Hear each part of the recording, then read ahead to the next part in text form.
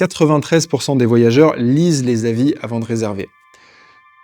Ça veut dire que pratiquement tous vos futurs clients passent par là avant de prendre une décision. Et ce que peu d'hôtels savent, c'est qu'un hôtel avec une note de 4,8 étoiles peut facturer entre 10 et 15% de plus qu'un autre avec 4,3 étoiles dans la même zone. Et si vous avez une note en dessous de 4,4 étoiles, les voyageurs commencent déjà à douter. Mais si vous êtes en dessous de 4,2, il est probable que la majorité ne vous considère même pas.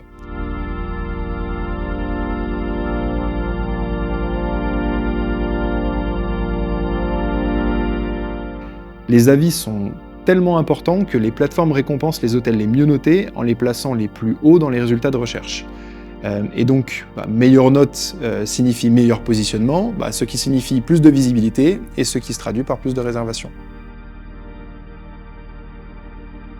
Ce que font la plupart des hôtels, c'est qu'ils ont tendance à attendre après le départ pour demander des avis. Et le problème, c'est qu'à ce moment-là, le client pense déjà à autre chose. Le retour, le trajet retour, le travail, sa vie quotidienne. En réalité, c'est déjà trop tard. Le meilleur moment pour demander un avis, c'est quand le client est encore chez vous, quand il profite de son expérience, quand il profite de son séjour et de ses vacances. Et en général, le deuxième jour de son séjour est le meilleur. Pourquoi ? Parce qu'il a déjà assez de recul pour avoir un avis honnête, parce qu'il est encore en mode vacances et donc il est détendu, parce qu'il a son téléphone à portée de main et ça lui prend 2 minutes, tout simplement.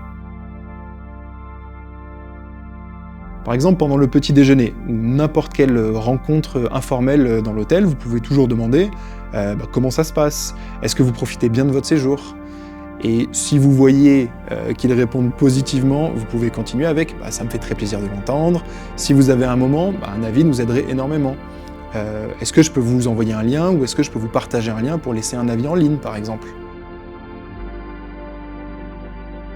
Ayez toujours un QR code, une petite carte avec un QR code directement sur vous qui mène à votre page d'avis et ça facilite énormément les choses pour les voyageurs parce que laisser un avis doit être un process très simple. Et il est clair, il est évident que tout le monde ne va pas laisser un avis pendant son séjour. Et c'est pour ça qu'il est important de faire un suivi après le départ. Dans l'idéal, envoyez un mail 2 à 3 jours après le départ. Pas le jour même, parce qu'ils sont en train de voyager, pas 2 semaines après, parce qu'ils vous ont déjà complètement oublié. Et si obtenir des avis est la première étape, y répondre est la deuxième étape, et c'est tout aussi important. Et pourquoi est-ce que c'est important d'y répondre ? C'est pour tous les futurs clients qui vont lire vos réponses. Répondre aux avis autant positifs que négatifs, ça démontre que déjà d'une part vous vous en souciez et que vous gérez activement votre hôtel. Une bonne réponse à un mauvais avis peut en fait augmenter vos futures réservations. Essayez que ça soit bref, authentique et personnel.